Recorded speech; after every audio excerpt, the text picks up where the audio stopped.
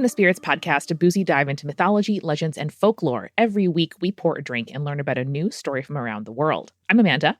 And I'm Julia. And Amanda, it is another Hometown Urban Legends episode, but this one is special, I want to say. Why is it special, Julia? What makes it different? It's the spooky season one. Yay! We are so blessed when we have a 5-episode drop for October.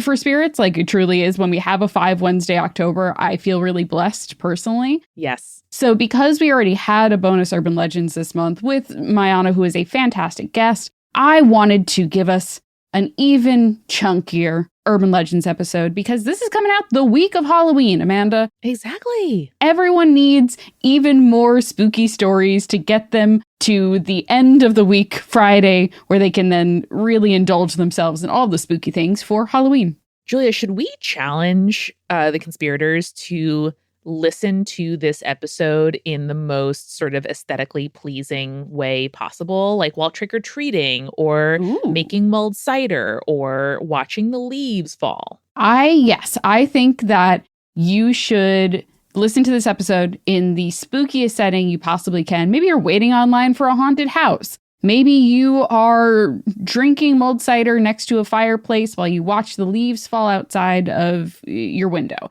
Maybe you are watching trick-or-treaters go by and you're handing out candy and there's also candy apples or something like that. I don't know. But I want to encourage you to take a photo of wherever you're listening to this episode and send it to us. Tag us on Instagram, tag us on Blue Sky. Most of those are the 2 places we currently are on social media because it's a hellscape. But hey, enjoy it and tell us how you're enjoying it. Julia, I think that I will enjoy this episode by you kicking us off. I'm happy to do that. I'm going to start with an email from D, she, her, titled Savannah Haunted House That Wasn't Supposed to Be Haunted. She writes, Hey, Amanda and Julia, I wrote in last year to tell you about the ghostly figure that I caught on camera during the haunted walk tour of my city's historic jail-turned-hostel. Oh my. It's probably best known for Amanda's orgasm ghost theory. She continues, I definitely was not expecting that when I listened to the episode, but it's canon now. You know, I strive, Julia, to add value to this podcast. I am not the expert. I am the layperson. I'm your BFF who wants to learn about what you think is interesting. And sometimes I'm going to bring strong headcanon that no one has expected. In an age of generative AI, I think it's very important that I consistently surprise the algorithm, okay? I need to bring my human value to this podcast in saying things that no computer could predict. And the orgasm ghost and the headless kink of the stump kink, those are going to be the kind of value that I add to this podcast. And I love you for it. I truly do. When I heard your call for more urban legends on last week's Spirits episode, I figured I'd write in this year with another spooky tale. In 2011, my parents decided to take me on a road trip to Disney World, right after visiting our Pennsylvania cousins for Independence Day. Cute. When we got to the U.S. border and told the guard our final destination was Florida, he broke his stoic demeanor to say, You do know it's July, right? Yeah. But probably figuring that we were just some crazy Canadians who didn't understand what southern U.S. summers were like, he waved us through. Since my mom and stepdad didn't like driving long distances, wild thing to drive to Florida then from Canada, just saying. That's kind of the longest drive you can take in Canada. Truly, truly. We decided to make a few stops along the way, including a 2-night stay in Savannah, Georgia. We'd been there on our last trip to Florida a few years before, but to our disappointment, my mom and I hadn't had any paranormal experiences. Sounds like you got what you wanted, baby. We'd gotten some photos of some weird-looking orbs in the cemetery during a ghost tour in Charleston, but not so much as a wisp in Savannah. So much for the most haunted city in America. Or so we thought. Dun dun. Upon arrival, my stepdad made a beeline for the military museum that he missed out on the last time because my mom and I had zero interest in going. He was a skeptic about anything supernatural, so we still didn't want to miss out on the chance to prove him wrong in case we had any ghostly encounters. So my mom and I decided to spend the afternoon touring a historic house that was literally the only Savannah house museum pitched in the AAA guidebook as nothing more than that. A historic house. A Regency-style family home, creepy for its history of enslaving people, but containing nothing seemingly more scary looking than children's toys in the nursery. Okay, promising. As we've all talked about before on the podcast, when terrible things happen places, just because it's not advertised as being haunted does not mean it's not haunted. Yeah, that's like a residual haunting, an unintentional haunting, a haunting earned. An unacknowledged haunting, I would say, because of the history of Savannah in general. And I would say much of the U.S. and world. Yeah. Particularly, though, in the South. Mm-hmm. I was staring at these toys in question at the end of our tour, as the rest of the group surrounded our tour guide at the top of the staircase, when, from somewhere in their direction, I heard the guide say, "Sorry, I'm just finishing a tour. If you go back to the reception desk, I'll be starting the next one soon." I turned away from the nursery just in time to catch the briefest glimpse of a man and two boys descending the staircase to the landing before turning around the bend and continuing on their way. The guide thought for a moment before saying, "I should double check that they know how to get back to reception." She headed downstairs and then came back a few minutes later, looking puzzled. Apparently, they were nowhere to be found. Oh my God. And the docent at the reception desk swore that she hadn't seen anybody enter or exit the building since our tour started. Shit, man. Ghost tourists. But you guys saw them, right? The tour guide asked our group. My mom and I nodded. Everyone else shook their heads. Apparently, they thought the guide had been talking to someone around the bend in the staircase in a spot that they couldn't see.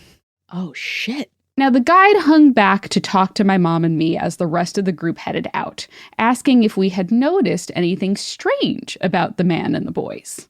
Of course, I couldn't help much. I was internally kicking myself for being too preoccupied with the dead-eyed porcelain dolls and sad-looking rocking horse in the nursery. You weren't looking at your phone, okay? You were looking at your surroundings. You were trying to see if the creepy toys were haunted. Mm-hmm. Understandable. Mm-hmm. But luckily, my mom had been standing right beside the guide and saw everything. She confessed that the only thing she thought was weird, other than the fact that they didn't talk, was that they were wearing thick, long-sleeved shirts and pants. Definitely not weather appropriate for Savannah in the middle of July. Just like the border guard said earlier. You know it. You know it. As we were preparing to head out, still really trying to rationalize the whole scene, my mom suggested half-jokingly, maybe they were ghosts. Mm-hmm. Turning to her with a somber expression, the guide said, "They better not be. Otherwise, I'm quitting." Retrospectively, for the sake of the tour guide's job security, I hope that it was just a hoax. But for the sake of my own morbid curiosity, I hope they were really some solid-bodied ghosts who just felt like popping in on a random tour group. Quote, for the vibes. Yes. I really wish I could remember the name of the house so I could look it up now and see whether or not it is advertised as being haunted. But for now, stay creepy, stay cool, and always pay attention when your tour guide is talking at the top of a staircase. You can look at the creepy dolls another time. D. D, incredible story and incredible advice. I absolutely love that this tour guide was so unprepared for a potentially real haunting, whether they thought they were working at a house that was advertised as a haunted one, but actually didn't have, anything they'd experienced, or if this was simply a historical property, they encountered potentially a ghost and were like, I'm getting the fuck out here. Both are great. You really have to think about, imagine you're super into history and you're living in Savannah, Georgia, but you don't like the idea of ghosts whatsoever. Your job search is extremely limited as a result, right? Yeah. I don't think the job market for people into history is great to begin with, Julia. It's not. I think a love of history and a sort of like squeamishness or healthy fear of ghosts, it's going to be a hard Venn diagram to live in. It is. It really is. As someone who tried to get history jobs right out of college, I'm going to tell you, it's a hard field. It's a hard field. Well, Julia, can I follow up your story here with a submission from Kate, she, her, titled, "Former Creepy Child Now Works in a Haunted Warehouse." Ooh, okay. Hit me with it. Promising, no? Kate writes, "Hey, Spirits Crew. I have a few stories I want to offer, but I waited until I was all caught up with the podcast to send them in. After about a year of listening and nearly 460 episodes, here I am. And this came in on October 2nd, so I wanted to reward Kate with a contemporaneous reading. Incredible. I have a boring job, and listening to podcasts pretty much all day long is my little bit of joy, so you guys have kept me a lot of company through the monotony of repetitive work. To get some context in place, which I will elaborate on, I was a creepy child. I grew up in, and still live in, a mildly haunted/spirited house. I was a theater kid, and I'm currently working in a haunted warehouse where I sometimes write gay fan fiction on the clock. Okay, I love it. I love it. We love wage theft. I like that those two things, not related, but I appreciate the flavor. We love wage theft when it's against employers and not employees. Mm-hmm. We will start with me being a former creepy child. I'm not sure if it counts as a true creepy child because the behavior stopped when I was about 2. Not quite old enough for the traditional creepy child archetype, but I promise it was creepy nevertheless. According to my mother, there was a time until I was a little bit older than 2 that I would routinely talk to the corners of walls. She claims I was talking to my guardian angel, but I've seen enough supernatural to suspect that maybe it wasn't an angel indeed. Wow, the person writing gay fanfic on the clock is super into supernatural. I'm shocked by that statement. My mom's second theory, branching off of the angel theory, was that whatever spirit I was conversing with was reincarnated into my now best friend because she was born at about the same time that my spirit conversations stopped. Okay. Is my friend an angel? Possibly. Was I a creepy child? Up for interpretation. I love this idea, Julia, of a baby who can, who's learning to sit up and maybe toddle and then maybe walk, just confidently babbling into a corner.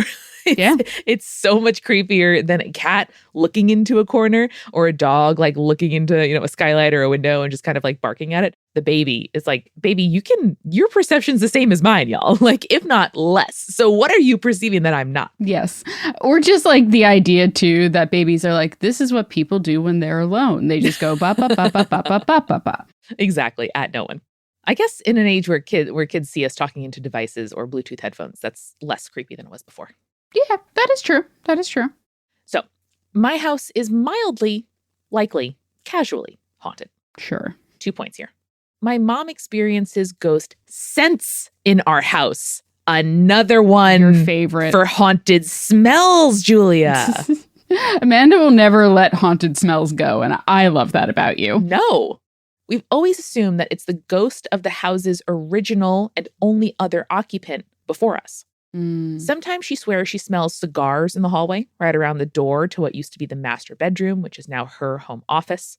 She is pretty superstitious, so that's not super surprising to me. Just for example, she believes you can't gift someone an empty wallet or purse because to do that would wish money troubles of them, kind of like the giving of knives, cutting a relationship that you've covered on the show. So she always puts $1 or a gift card inside. Yeah, I love a little old wives' tale like that. The cats also definitely see things in the house. Mm-hmm. Cats for sure have a sense for spirits. We know this. I'm not surprised that they see things, period. But still, the staring is unnerving. All 3 of our cats will often stare off into the hallway simultaneously and intensely, the exact same way they stare down spiders and birds in the same hallway, by the way, where my mom smells the ghost cigars. Okay. All right. I think they know when the ghost is there. Okay.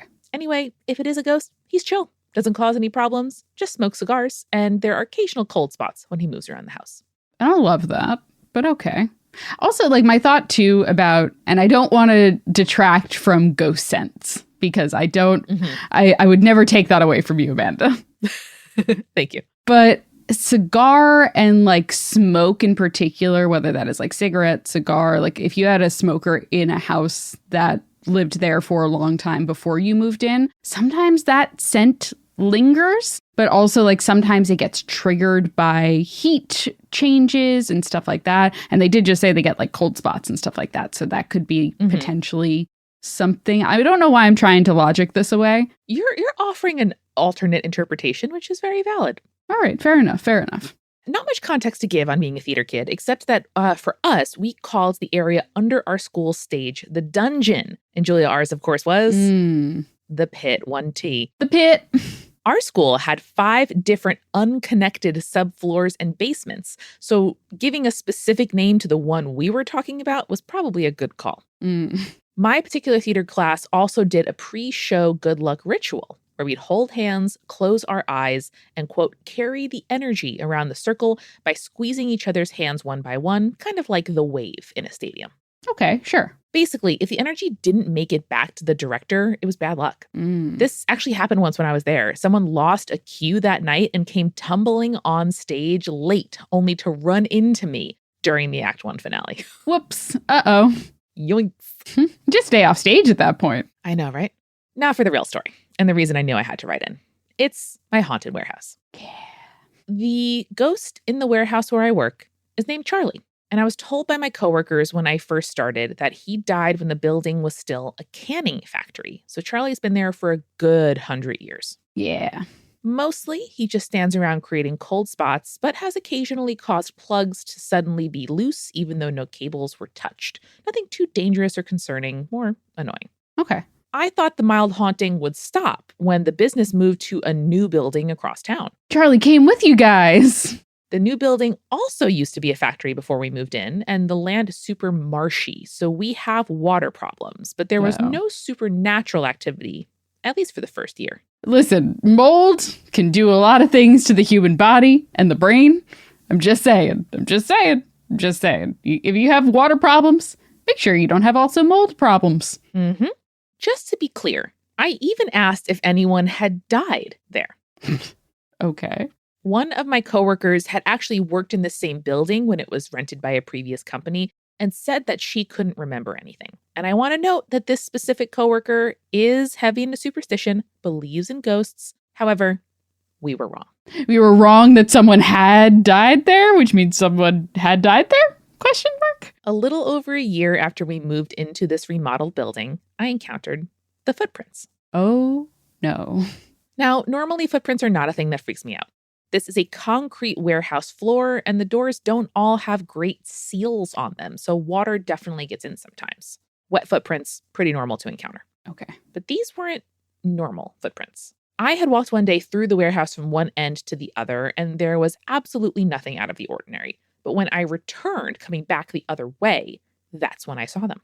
In the middle of the floor, with no explainable source, wet footprints of bare feet. Bare feet? Bare feet, Julia, at work. Not bare paws. We're talking about feet with no shoes, no socks. BARE, human feet. We are seeing those toes. I hate that. We're seeing them toes. Or it's somebody who wears a very close-fitting glove shoe.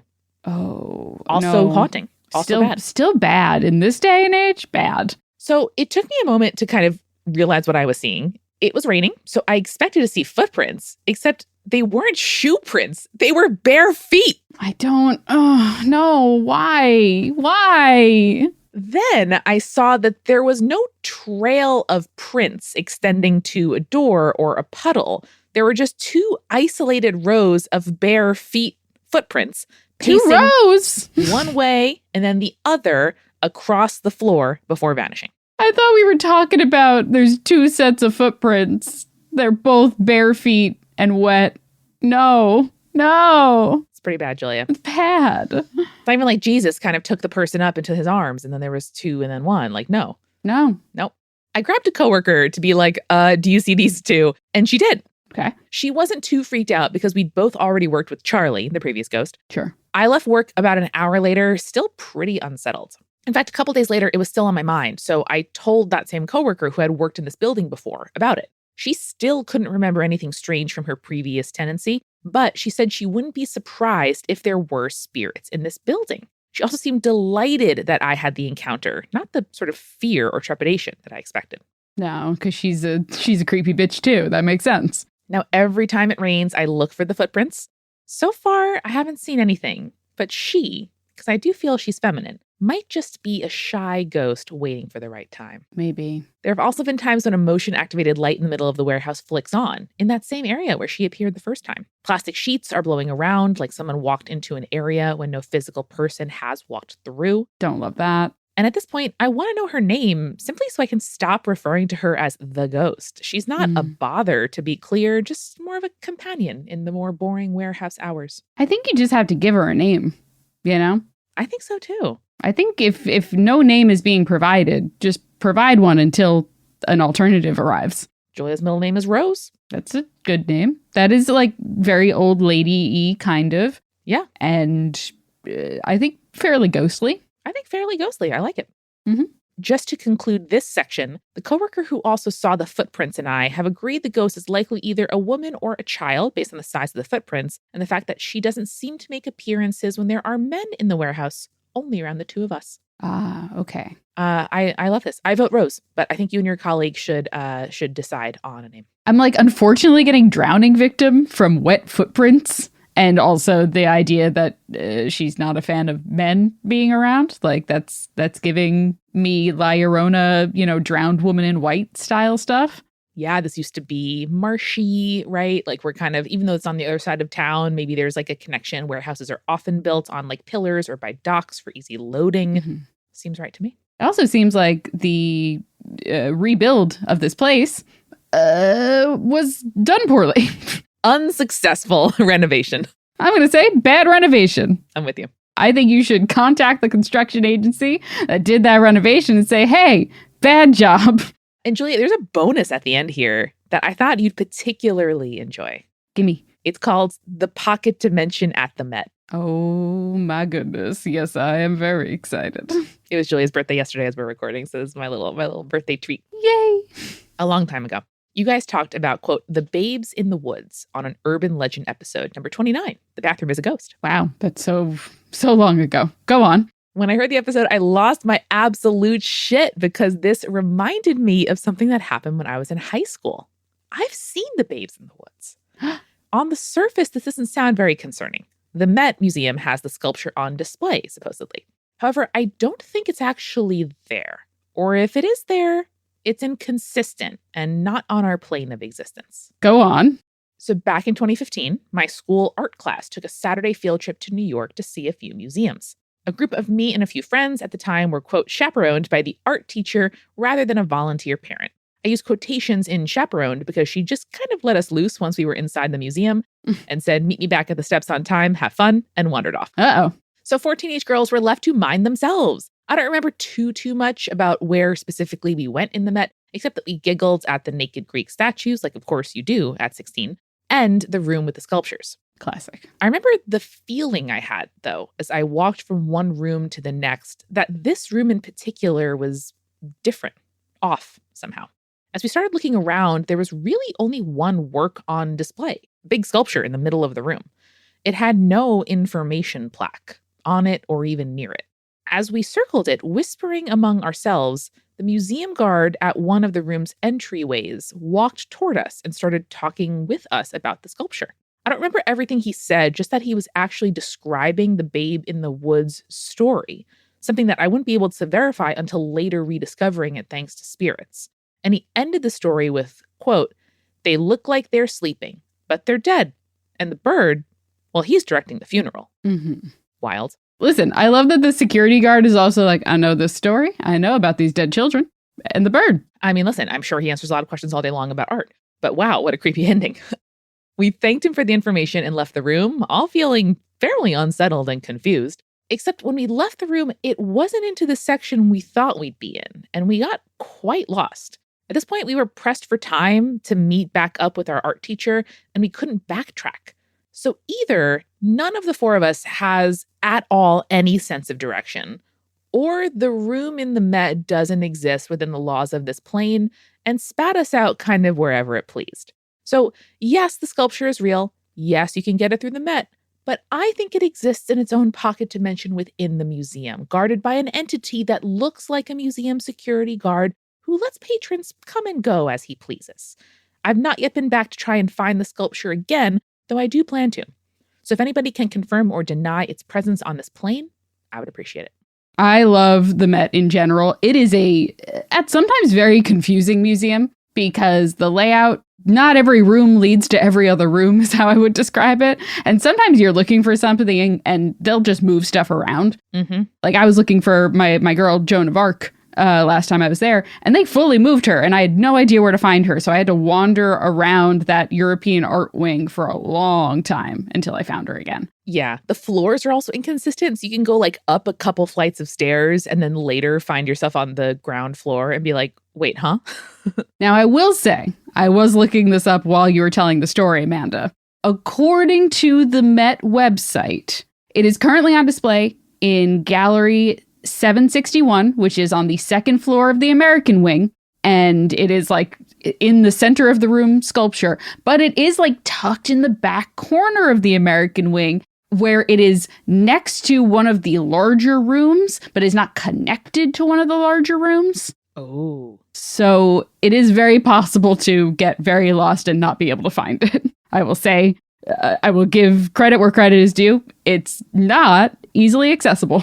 Well, I think that Kate should go back and confirm if the kind of like vibe and aura of the room is the same as she experienced the first time. And if perhaps she recognizes or is approached by a security guard talking about the scary, scary story. I hope so.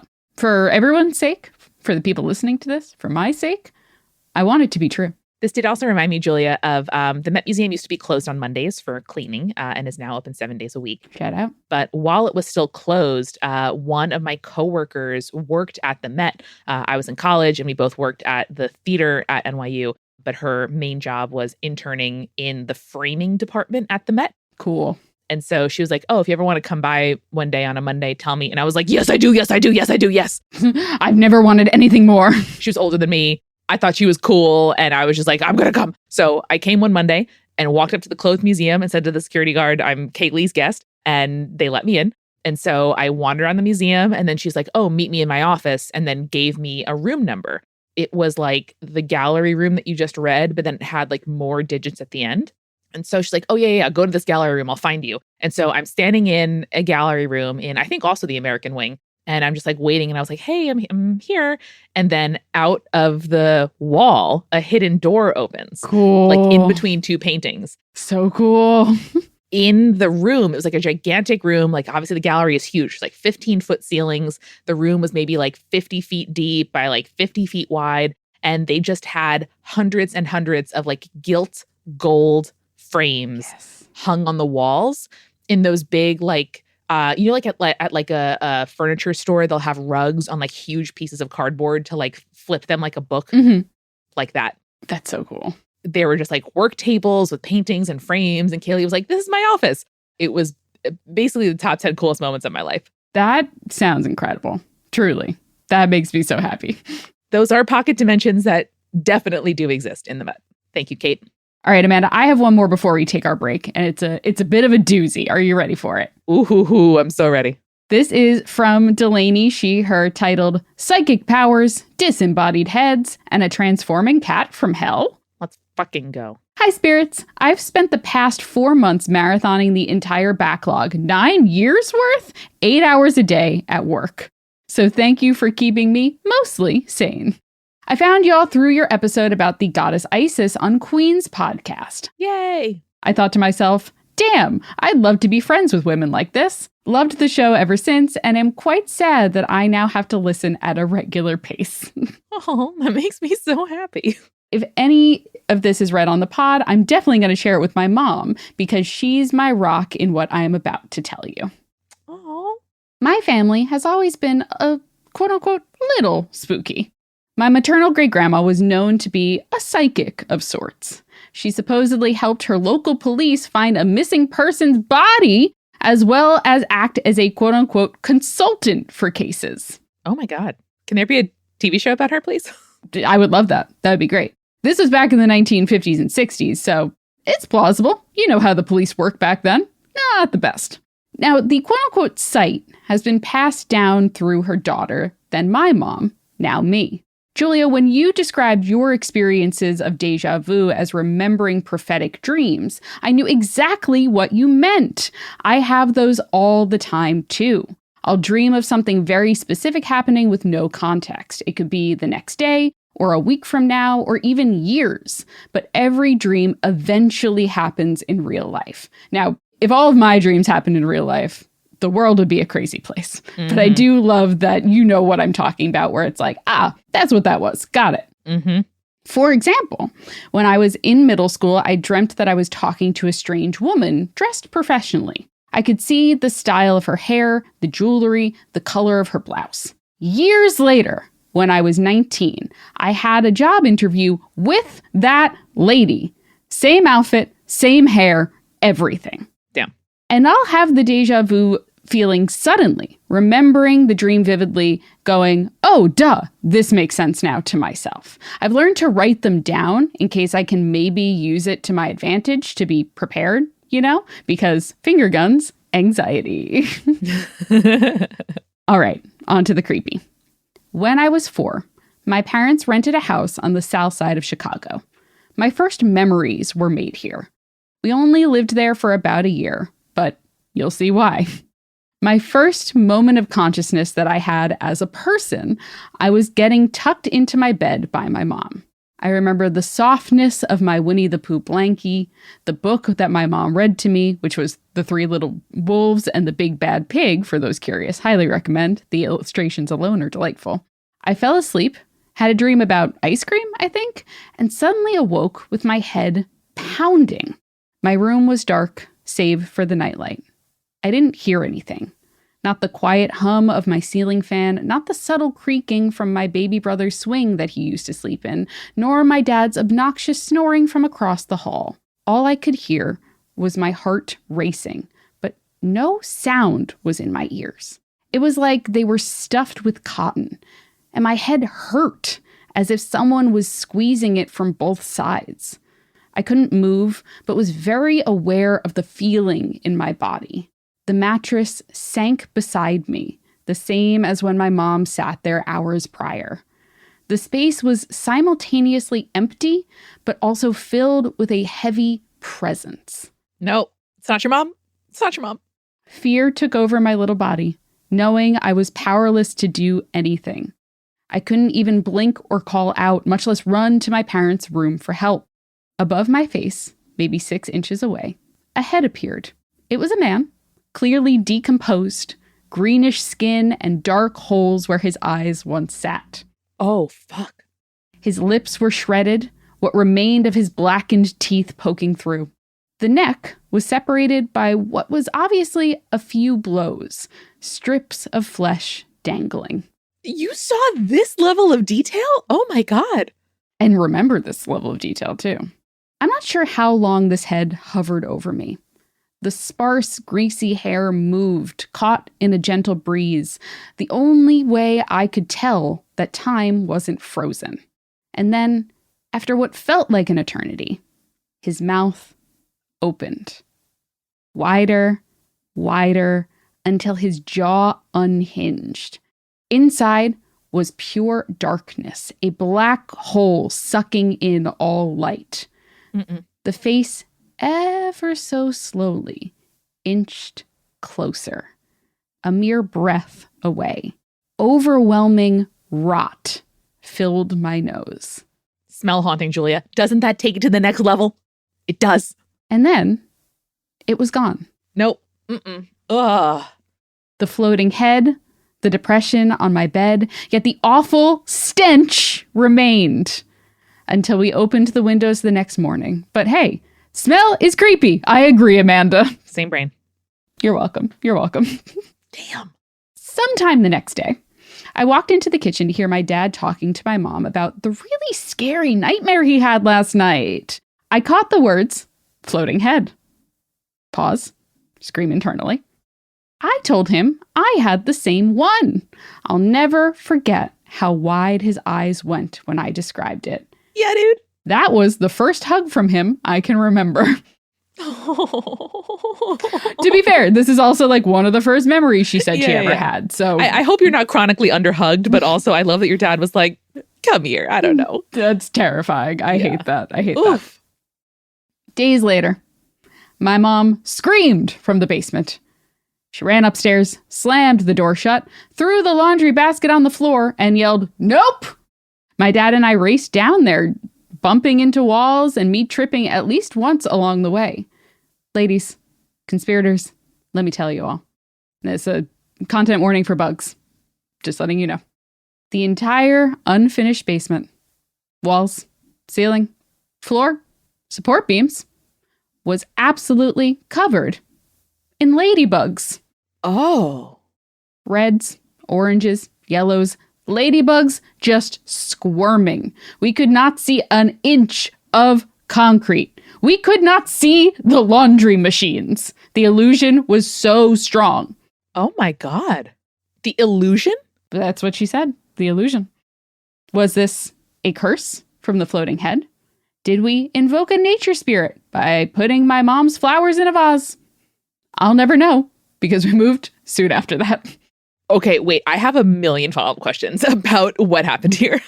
We're not done though. Oh my, okay. I'm holding my applause for the end. A couple years later, my parents were looking desperately to find a new house after something happened to me at a house that we were then renting.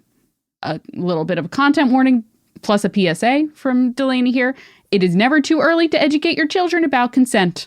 Don't need to say anything more about that, but a life lesson to bring to your table. And I love that your parents were like, let's know about here. We are removing ourselves from the situation. Love that for us. My parents were talking to a real estate agent and current owners in the living room. I was ironically left alone to wander the house. The whole second floor is the master bedroom with a little closet built into the slanted walls.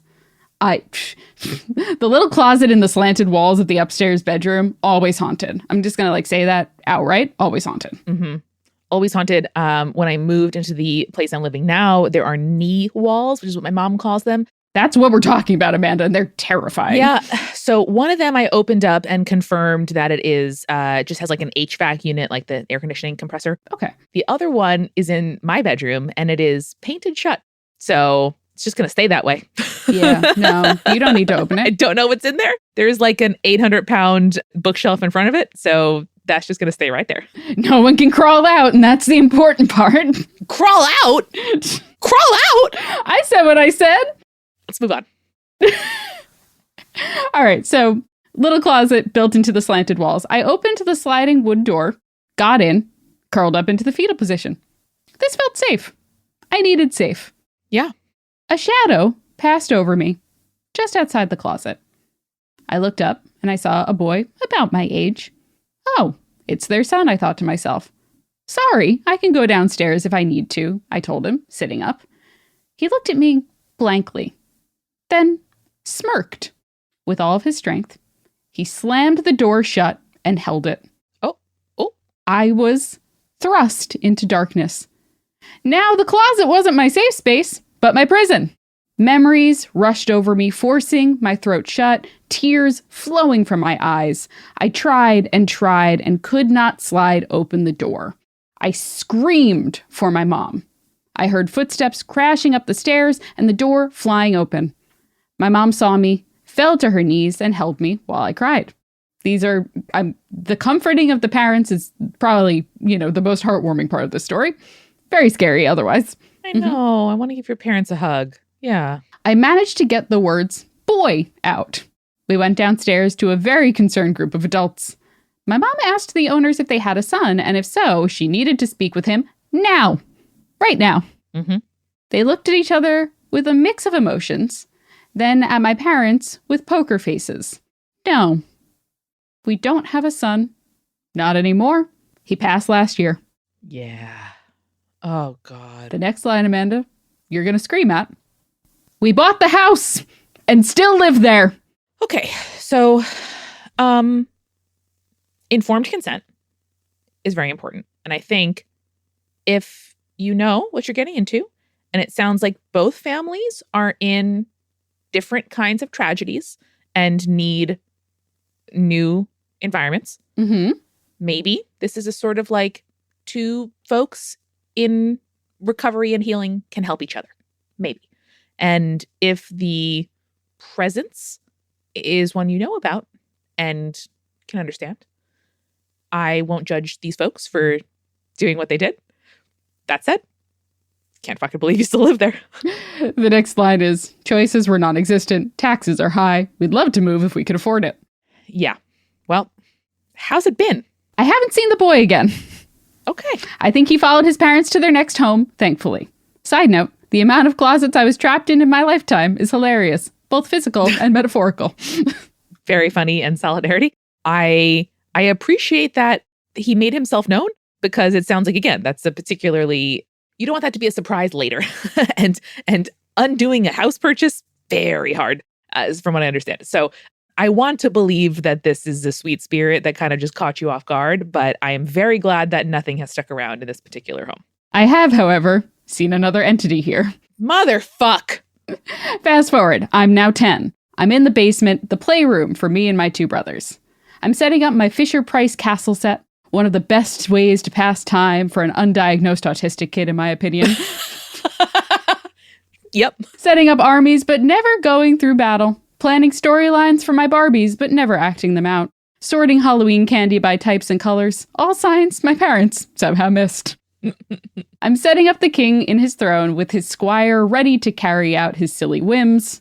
Out of the corner of my eye, I see a cat's vague shape, watching me by the door to the laundry room. Our cat Shadow is dark gray. I already wear glasses due to too much reading at night, so I think nothing of it. Then I hear my dad upstairs talking to her, playing with a toy or something. Now, I do not want to turn my head to look, but something makes me. Where the cat shape was, it is now a very tall, very skinny, shifting, misty shape of a person. It reached the ceiling, and then some. It was bent over, too tall to fit in this space, meaning that the face was closer to me, staring into my soul. I think that freaks me out because it acknowledges the physical space you're in. Do you know what I mean? Where like it's more evidence that the entity is kind of sharing a plane with you.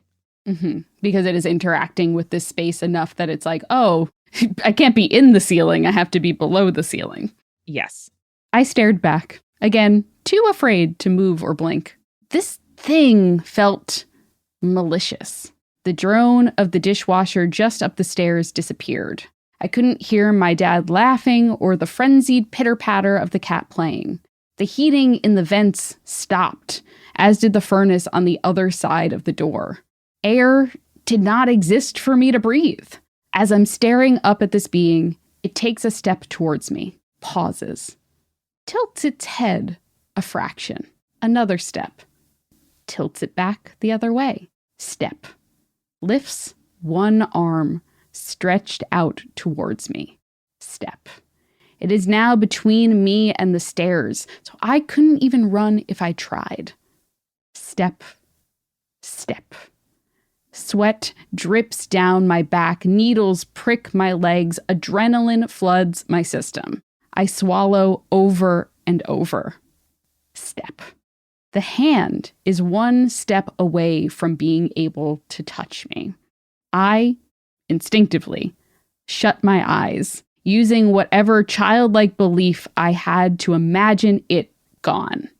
I wait. I feel a hand on my shoulder, and I scream. My eyes open to see my castle set fly backwards, slamming against the opposite wall. But the figure is gone. My body regains control, sound returns to my ears, and I have never ran so fast up those stairs to date. Oh my God. That's some serious shit. Yep. We got physical touch. We have the set flying away and the very clear visual. Oh my Lord. Oh, and Delaney's not done, baby. Oh gosh. As I entered my teens, I discovered my love of history. I checked out a book about mummies from my school library, and that was that. Mm-hmm. Every documentary on TV, you bet I watched. I was obsessed with Egyptian mythology, which in turn became all mythology. Wonder what made me love spirits? Truly a mystery, LOL. I wanted to learn about the history of our town, and more specifically, our house. Our library has a historical society where I found documents relating to its construction in the 1960s. One thing I did not expect, but was grateful and scared of finding, was a news article making the front page of our local newspaper. 2 construction workers were drinking on the job. And then here's my expertise by proxy explaining why that's a terrible thing to do. I don't need to explain that. I think we all realize why drinking while doing construction work is bad. Yeah. Got into an argument, and Amanda, one shot the other to death. Oh my Lord. You want to guess where this guy died, Amanda? I mean, in the basement. Yeah. In the basement. Yeah, that'll do it. The face I made while reading this. Oh boy. Yep. I brought my mom back to read these articles a few days later. We decided to check out some books about spirits and how to appease them. From what info was available at the time, which hasn't aged super well, we bought some sage and a little milk bread with various flowers to leave in the basement. Can't hurt. My mom handled the sage throughout the house, being polite but firm with whatever was living with us, that we were offering the milk bread, but you cannot stay here any longer. That it will not scare or hurt her children again. And she used the man's name from the article when addressing it. Hey. Smart. Good call. Damn. Yes. Thank you for sharing this with your mom. And mom, thank you for being an example, okay? We need this kind of supernaturally literate parents that believe and defend their kids and are willing to be like, no. And just like that, Amanda, we've been entity-free since. The only creepiness we experience now is our love for Halloween season, my mom and I watching serial killer documentaries and vampire movies together. And, well, the fact that my mom made a certain quote-unquote game for my brothers and I. Whenever my parents fought, which was like World War III, unfortunately, my mom had go bags ready just in case. But if she couldn't take us to our grandparents' house for the day, she drove us to our favorite. Do you want to guess the next word that I'm about to say? Was it graveyard? Cemetery. Yep. Uh-huh. Uh-huh. I know what you're thinking, but it wasn't creepy to us. It was a quiet place, grassy, generally well kept, safe from my dad's wrath, and no one around to bother us in times of high stress. She taught us to respect the dead, that there was nothing to be afraid of. We took our little brushes and we cleaned off headstones so that they could be read by visiting family, cleared away dead leaves and weeds. We acknowledged those past and wished them peace. We left flowers that Mom picked up from Walgreens on the way. Overall, it was wholesome stuff to pass the time until it was okay to go back home. It made things easier to process. We had a sanctuary and had a good perspective of death with no need to fear it. To live life how it best suits us while we're here. So it's no surprise that we're a creepy family, and I don't see that as a bad thing necessarily. It's what my mom and I bond over the most. We're both looking forward to starting our yearly tradition of binging scary movies for spooky season and decorating the house a month too early for the neighbor's taste.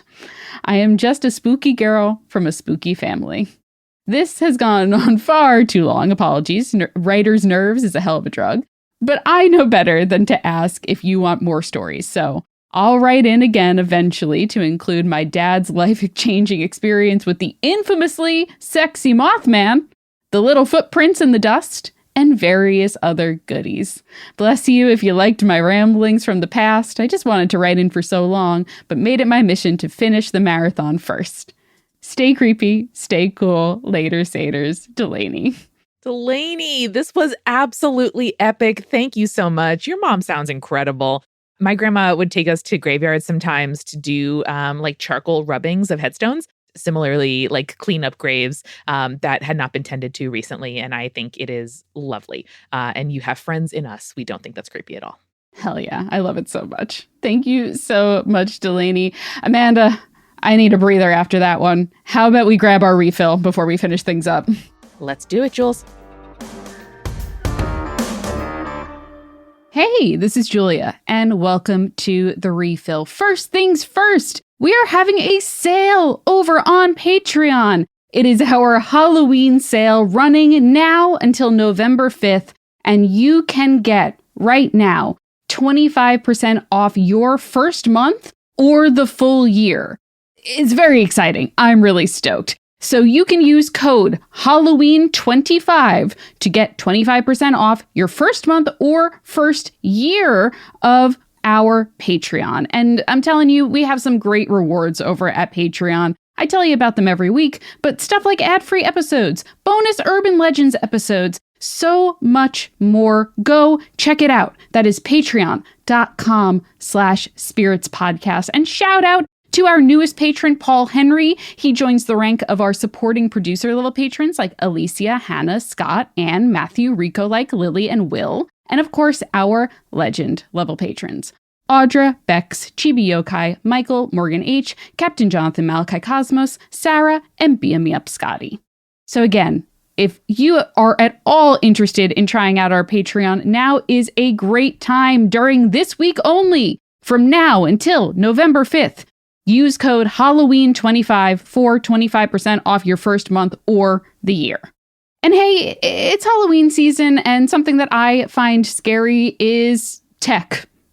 Tech scares me, guys. AI scares me. A bunch of different stuff scares me, which is honestly why I really enjoy another show here at Multitude, which is Wow If True. Wow If True is your one-stop internet culture shop explaining how what's happening online actually shapes the real world. And they are the internet experts and real-life besties to unravel it. Tech culture journalist Amanda Silberling and science fiction author/attorney Isabel J. Kim Esquire. And more importantly, they are the only podcast that will mention Neopets and also horizontal mergers in the same episode. You should check out this show. There's an episode that is coming out soon about an AI pet that Amanda Silberling got and raised, and I think you would be really interested in what she has to say about that. But they're also asking and answering your burning questions about the internet, like why are the edgelord tech bros literally everywhere, even in the White House? Are the AI overlords coming for our jobs? And if so, why are these AI so awful at playing Pokemon? How does AI actually work anyway? Is Pepe the Frog a hate symbol or just a misunderstood green guy? And speaking of misunderstood green guys, why is Shrek still so popular? These are all questions I ask myself on a daily basis. So check out Wow If True wherever on the internet you find your podcasts. New episodes every other Wednesday. And finally, we are sponsored by bookshop.org. Bookshop.org works to connect readers with independent booksellers all over the world. And listen, the holiday season, it's coming up soon.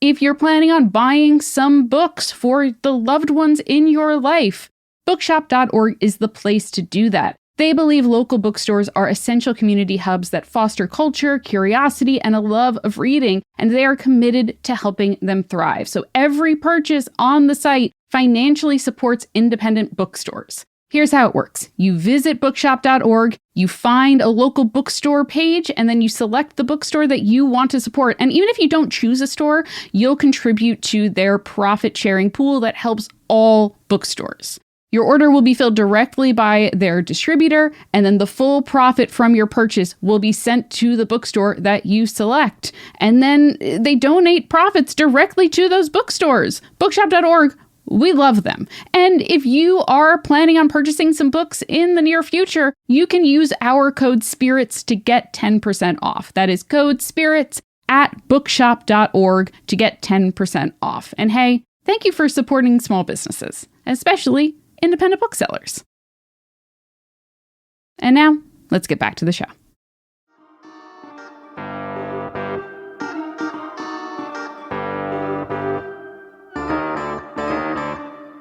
Amanda, we are back, and hey, what you been drinking lately? What's been the cocktail of choice for Amanda's over there? Julia, I've been doing what I call the custom THC seltzer, which is not, in fact, a THC-infused seltzer. It's a weed gummy and separately a sparkling water. I mean, if it works, it works, right? I've actually not been drinking particularly much, but I like having a weed gummy. I like turning my brain off. I like watching the squirrels outside and drinking a little sparkling water when my body is thinking that sensations are particularly delicious is a great thing. That's fair. Actually, I like that combination of things. I recently tried one of the THC seltzers from my beer distributor. It's wild that I can buy THC seltzers from the beer distributor. What a world we live in. We're living in a uniquely bad world for lots of things, Julia, but a uniquely good world for people who really wanted to smoke weed in high school, but weren't necessarily cool enough for boys to buy us weed. And that is me. Oh boy, yeah, that's me to a T as well. You got me. You got me there. Yep. Now, girlies can buy our own THC seltzers. I mean, I have to tell you the story now of me going to the beer distributor and being like, oh, I've been meaning to try one of these. Which one would you recommend? And the guy's like, oh man, I really like this one, and like puts one in front of me. And I said, sir, that is 60 milligrams That's a lot of THC in one seltzer. He's like, yeah, you know, like, so like a pretty good high, but if you like really want to have a good night, here's 100 one. I'm like, no, look at me. No. Look at my size. Do I seem like I can take 100 milligrams of a seltzer in one go? I mean, listen, maybe you have incredible tolerance, and I like that he assumed you weren't a lightweight. Maybe he should have, though. So I bought a 10 milligram one, and then I drank half of it. And I was like, there you go. Yeah, this is good. I think I just don't drink the seltzer quick enough to, like, it feels too spread out as opposed to like a gummy where it's all in one go. Bit. You know, sometimes you're in your early to mid 30s figuring out weed, and that's allowed. For the first time. It's everyone's first time for a lot of New Yorkers here now that it's recreationally used. You know, Julia, people often will talk about how spirits helps them feel represented in the world, and I hope this is one of those ways.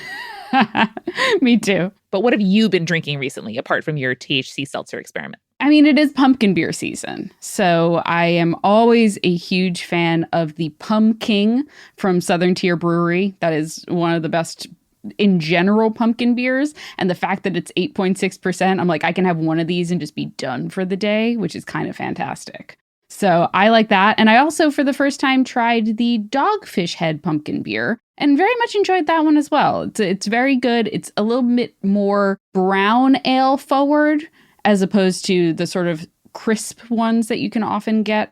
Like, you'll see a lot of like pumpkin IPAs, which I think are nice if you're looking for a crisper pumpkin beer. But I'm in the toasty, nutty caramel zone. So something more along the lines of a brown ale is something I'm very into. Exactly. So if you like more of a brown ale, I really did like the Dogfish Head, but Pumpkin is always going to be my number one boy. For sure. Honestly, normalize sugar rims at other times of year, because I'm telling you right now, all of the beer I like, Belgian beers, dark beers, stouts, porters, all benefit from a sugar rim. There you go. You know, a sugar rim and a pumpkin spice rim. I think we should even go a little bit further and do a little bit, like, instead of just the cinnamon rim, I would like a nutmeg rim. Oh, babe, that would be so spicy. I love that. I think it would be really good. I'm just saying. Amanda, do you have another story for us here?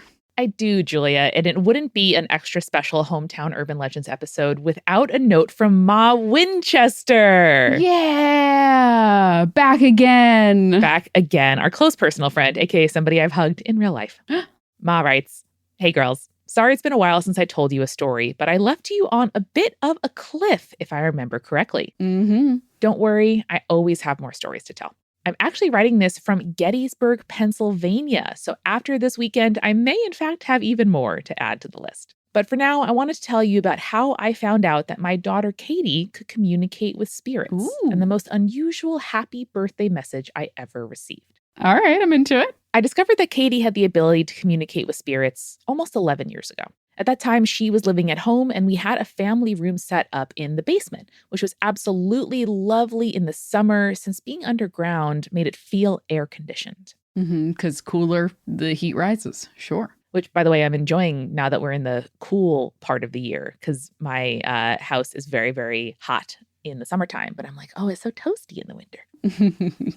Ma continues, "I began noticing a weird smell when I was down there watching television alone, which happened just about every night since I'm a night owl. Uh-oh. The smell reminded me of cigarettes, but at least to my knowledge, nobody in my family smoked." How did this end up being such a smell-centered episode? What the fuck? Haunted smells, baby. Haunted smells. When I failed to figure it out on my own, I started asking questions of my family. I was the only one among us who had noticed the odor, and nobody had any ideas or explanations except maybe a candle or incense that Katie occasionally burned in her room. So we experimented to see if that was what I was smelling, but the scent didn't permeate into the basement family room. I jokingly said, well, maybe it's just a ghost, to which Katie replied that I should let her know next time I smelled it. She told me then that she was sensitive to spirit energy and had been working on developing her abilities, but had been a little bit shy to tell me about it. Aww. A few nights later, I was downstairs watching a movie with Katie and SW, who has said I can use the name Sam for her going forward. So our original Winchester writer-inner, Sam, thank you, welcome. when I noticed the smell once more. This was a first. I hadn't noticed it when anyone else was with me before. I got Katie's attention and let her know the smell was present, and neither Katie nor Sam, who was around 11 at the time, could detect it. Katie was quiet for a while before saying confidently that there was, in fact, someone there. She had some difficulty figuring out what the spirit wanted at first, but eventually let me know that it was an older gentleman. Sam was at this point hiding behind me on the couch. She was, again, 11, a little bit scared of the paranormal at that point. That's scary, yeah. But I needed to know what was going on. Katie began to tell me that the spirit had just wanted to see us. And when she said that, I began to understand who it may have been. The absolute turning point was when Katie also said that she felt the spirit wanted to see Sam in particular. Now, my father had passed away about 15 years earlier, so well before Sam was born. And he was a heavy smoker until he ended up having a heart attack that caused him to have to stop. I looked at Katie, tears in my eyes, and asked if it was him. She, also teary, nodded that it was. She told me he wanted me to know that he loved me and was proud of me, things that he was never able to say to me before he died. Now, this exchange happened the night before my birthday. The next morning, when Katie got up, she came to let me know that he had communicated with her again and asked her to tell me happy birthday from him. I like to think of this as my most unusual happy birthday message, because how many people can say that they've received that specific message from someone who has died? My father has made his presence known at a few important moments. When Pa Winchester and I were house hunting back in the seller's market, we were having trouble finding a house. We used to say when we saw pennies that they were a sign from my father. And so when we went to the house that we ended up buying, there was a penny on the floor.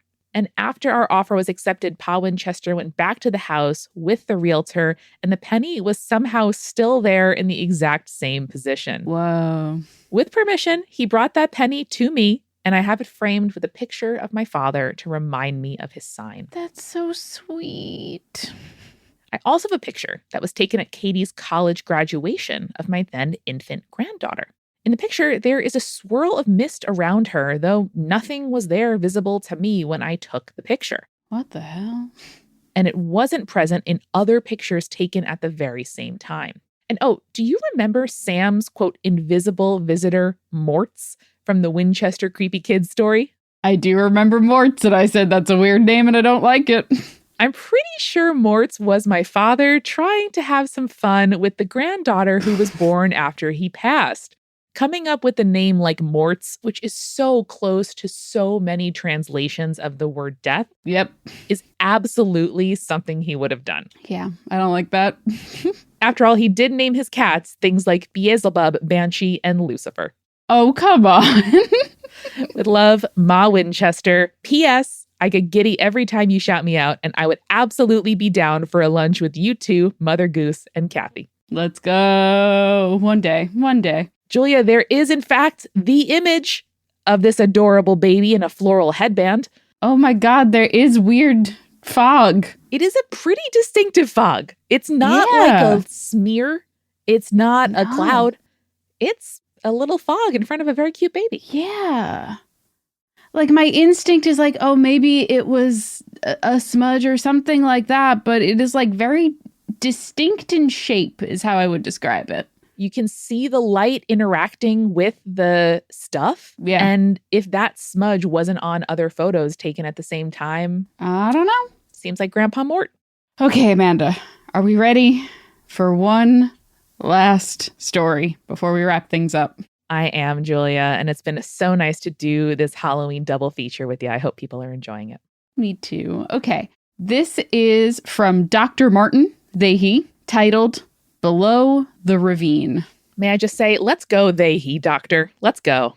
Dear Amanda and Julia, longtime listener, second time writer, but this time with something for you instead of asking for something from you. I still really appreciate your virtual visit to my mythology class, and if I get to teach one again, you'll probably hear from me then. But for now, I have a spooky story from high school that I've been meaning to send in for months. And may I say, Julia and I are bookable. you can certainly bring us to your mythology class where I mostly sit around and say, yeah, and Julia teaches things. It's great. You know what? I enjoy talking about the things that we love on this show, and I'll talk to anyone about it. It's great. I love it. Send us an email. We'll almost certainly say yes. So before we get to the main story, I think it's probably worth mentioning a few things about my family. I was raised in a household that was A, very Catholic, and B, very sensitive to ghosts and spirits. My mother's side is good old Boston Irish Italian with a dash of Portuguese in the extended family, and family gatherings are a boisterous affair, which are where I get to know some of the family ghost stories. I just imagine you're just like at a barbecue, and then you're like, oh, what do you mean there was a ghost? And they're like, sit the fuck down. We're going to tell you all about it. Incredible. Yeah. In my family, it's more like, when so-and-so was in jail or, so-and-so's out of wedlock son. And I'm like, excuse me. I'm sorry. It's not fun. What's going on? It's not fun stories. My mother and her siblings all remember the woman in heels who lived in their childhood home. Oh. They were all sitting in the front living room one night and heard her shoes click down the stairs just on the other side of the wall before coming to stop in the front entranceway next to the living room door. Declaring that if you're nice to them, they won't cause you problems, my grandmother invited her to watch TV with them. There was silence in response. Now, Julia, that feels less like being nice to a spirit and more inviting them into your life and activities, which I don't have a problem with on its face. I just do want to point out the distinction. Yeah, I mean, I guess that's polite. Like if the whole family's doing activities, you, I guess, could invite the ghost to hang out. You're right. It's like a roommate you're not particularly close with where you're going to be like, hey, I made food. Do you want any? Or like, hey, I'm watching Survivor. Join me. Mm-hmm. Like, you're not going to not invite them. Yeah. Okay. That would just be rude. Yeah. So there was silence in response. But true to my grandmother's word, she never caused them issues, and she was always invited when they heard her. So, there we go. My mother, too, has her own ghost encounters, which she treats as a normal part of her day. Now, my mother spends most of her day alone in the house. It is a small ranch-style house on a high-traffic, low-housing density road through the New England woods. It is also a new build. We were the first family to live in it. So one would think that it would be pretty ghost-proof. Never assume that. Because even if it's a new build, something might have happened on that land. Julia, it's like how they describe cell phones these days as water resistant. They are not waterproof, okay? Mm-hmm. You can absolutely immerse yourself too far in the paranormal, just like you can immerse your iPhone for too long in a sink. A few years back, my brother was helping my mother maneuver boxes in the basement when he heard the back door open and footsteps in the kitchen above them. He asked my mom if Dad was off work. She told him no, and that nobody was going to be there. Unnerved, my brother went upstairs to find the back door fully closed and locked. Oh. And the house empty besides the two of them. Well. When he went back down, she just shrugged and said, it was just the ghost. And that she was used to it. Okay.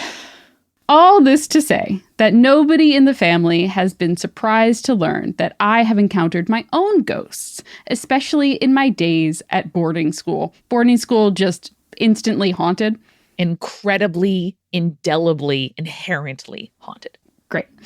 Most of them were odd, but pretty explainable once I learned the history of the spaces where I had seen things. But one stands out both for the number of other people involved and for the fact that I still don't have a solid grasp on what exactly happened in the ravine that day. My high school was in a different wooded corner of New England, set on a hillside by the river. The campus was large enough that some areas, like the soccer fields, were down a path through the woods, across a little wooden bridge over a creek, and up the other side. Downstream of the soccer field crossing, the creek descended quickly through a narrow ravine that marked the edge of the main campus and mostly woods beyond. I had gone exploring down that way a few times as a freshman to discover a surprising set of ruins lurking in the ravine. I don't like a ruin.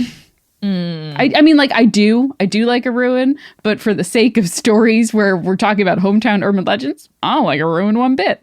I think that I particularly dislike the unexpected ruin, by which I mean it's magical, but stumbling across a ruin gives Fae portal every time. Yeah, this is like in Lake Placid, Julia, where my grandparents used to live. You saw there was like a stone staircase leading to nowhere in their kind of like backyard ish, because there used to be a resort there and then it burned down, and stone doesn't burn. And so it just stayed there. And as a kid, I found it magical. And now looking back, if I had like rented a home from someone on like Vrbo, and then I'm like, oh, the ghost stairs in the back.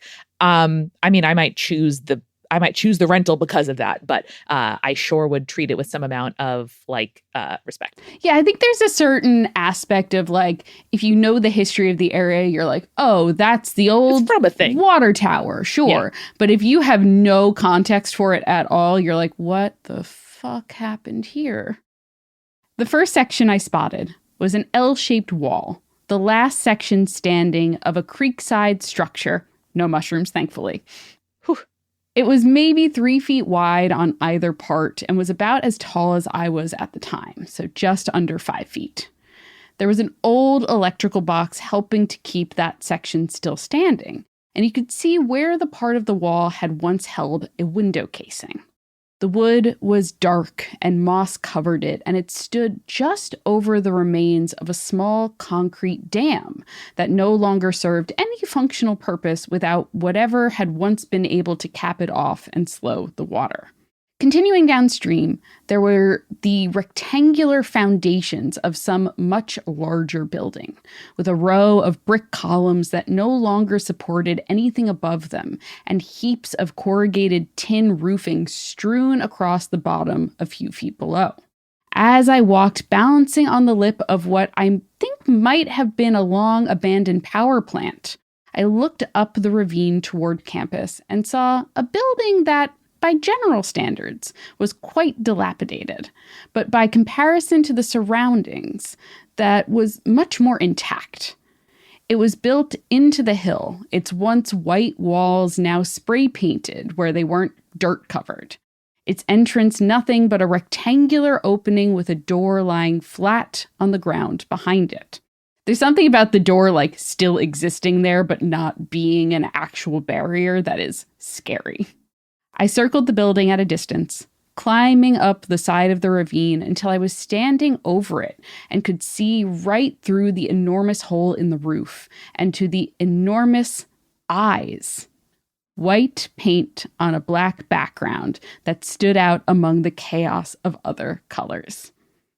That's very scary. Why would you paint eyes like it's a giant predator? I hate that. Oh my God.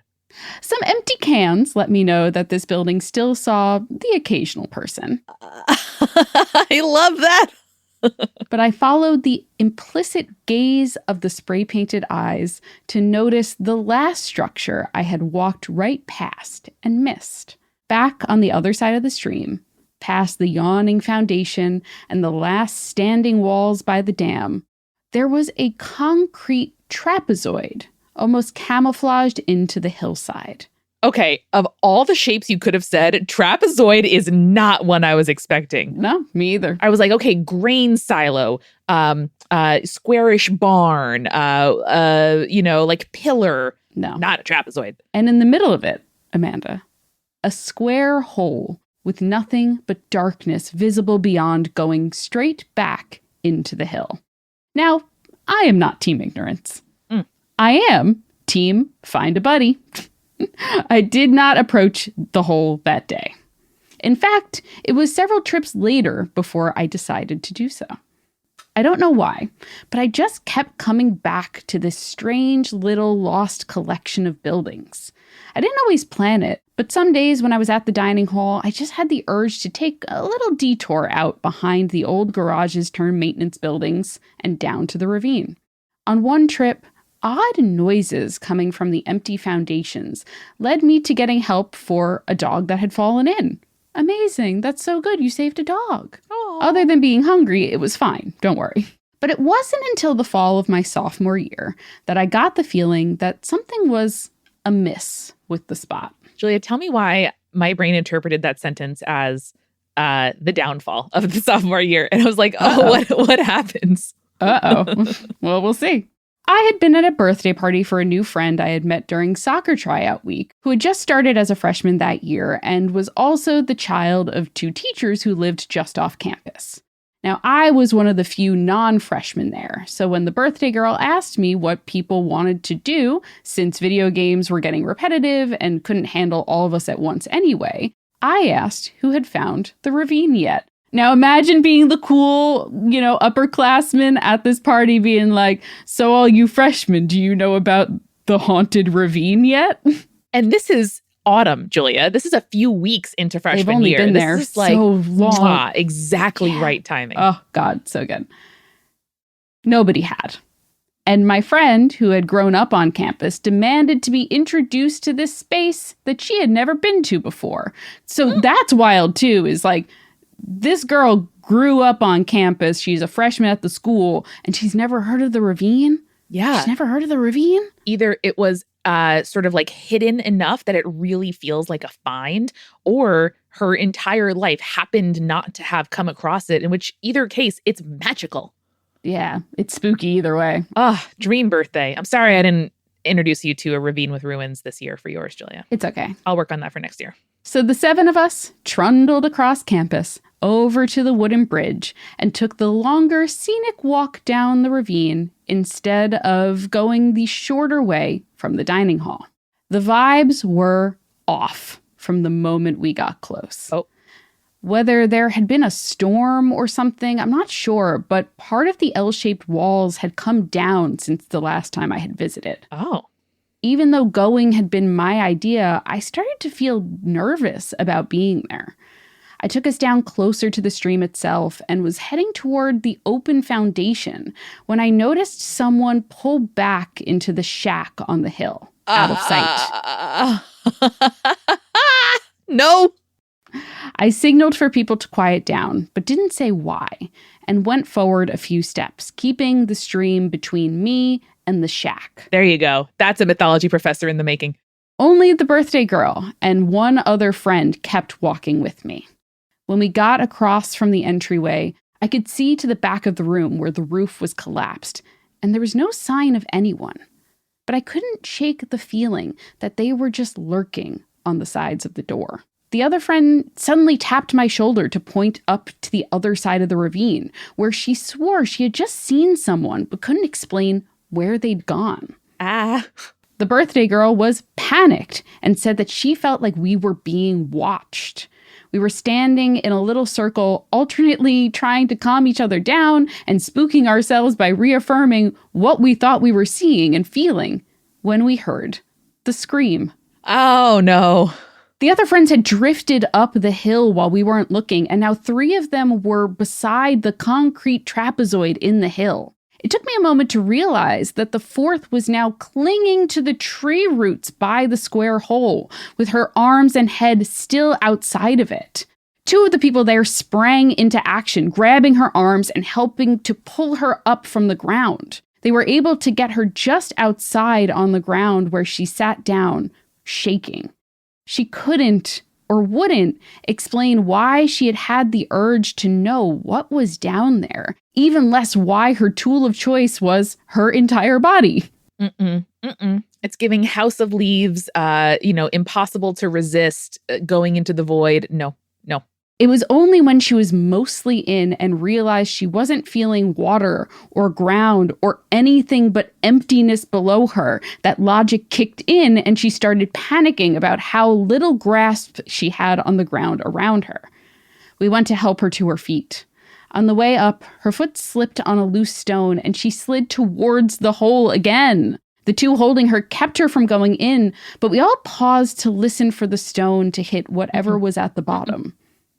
And heard nothing. Okay, I might have to revise my my scary senses ranking, Julia. In the absence of sound, I would say is slightly above smell. The next sound we did hear, besides some nervous breathing and the thumping of our own hearts, was the sound of a cascade of rocks coming down from both sides of the ravine, by the shack and straight across from it. There was still no sign of anyone else there, though. At that point, we panicked and ran for it. Mm-hmm. I pointed the group up a part of the hillside away from the shack and made sure that everyone is in motion before I gave the concrete trapezoid one last look. And really, really wanted to know what was at the bottom. Now, fun fact, I'm claustrophobic. The thought of caving intensely terrifies me. I have no desire even to be underground in a basement unless I really must. I like wide open skies and high tree canopies. And logically, I knew already that however deep it was, my freshly 5'1" self was not going to learn more than my 5'6" friend without a greater commitment to, all caps, finding out. But in that moment, with everyone else on their speedy little way out of the ravine, the thought of remaining in the dark bothered me a lot.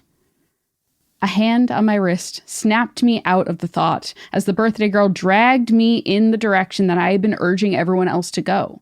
We left the woods, everyone scattered to their own dorms, and I went back to play a few more rounds of Super Smash Bros. Brawl to make sure that my friend's party didn't end on that note. You know, when you think about it, there is also a yawning ravine under Super Smash Bros. Brawl. Like, you fall off the platform, and like, yes, the little cloud picks you back up, but like, you know, there's a yawning ravine. That is true, but it's like open sky of a yawning maw. More of an endless fall than a yawning maw. Yeah, that's true. I never did go back to that part of the ravine, and a few months later, the campus shut down and we were all relocated elsewhere. Hey, what? Whoa. Hey, what? That's sudden. That's wild. Why does a boarding school randomly close in the middle of the semester? Right, and midway through a year. Yeah, that's bad. Okay. The birthday girl and I went on to become best friends, and we still play tabletop RPGs with each other online. We have had a few more spooky adventures, but she still refers back to this one anytime I suggest taking a walk in the woods.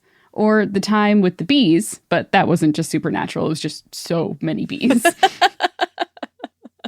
I'll pause there for now, and we'll try to remember to write back in with some of my more explicable ghost encounters another time.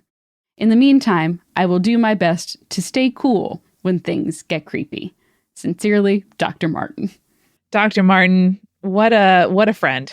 What a friend of the show. Wow. Love this story. Thank you so much. And if you or the birthday girl turned bestie want to write in about other aspects of that haunted boarding school, including why the fuck they evacuated you all partway through a year, I'm here for it. I also I desperately want to know what those runes actually were. Yes.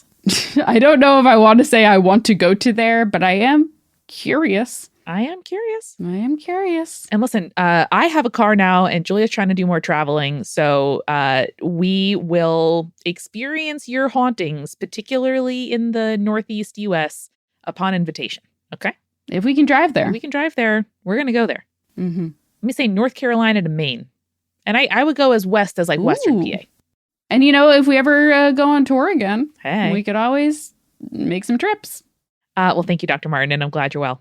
Amanda, I think we have to leave on that note with the image of this trapezoidal yawning maw of darkness. I'm still thinking about the bees. So many good images to end on. Julia, happy spooky season. And conspirators, thank you for listening, for making us part of your routines all year round. We hope you enjoyed this extra long Your Urban Legends. And hey, if you enjoy it, you can get bonus Urban Legends every dang month. You could have essentially a 90-minute episode every month if you join us on Patreon, patreon.com/spiritspodcast. It's a fun time. And hey, you can even sign up for the 7-day free trial and try to jam in as many of those bonus Urban Legends as you possibly can in those 7 days. In this economy, you got to make the most of a free trial, and we support you in your endeavors. Heck yeah. Well, Amanda, happy Halloween. Happy Halloween, babe. And remember, stay creepy. Stay cool. Later, Saters.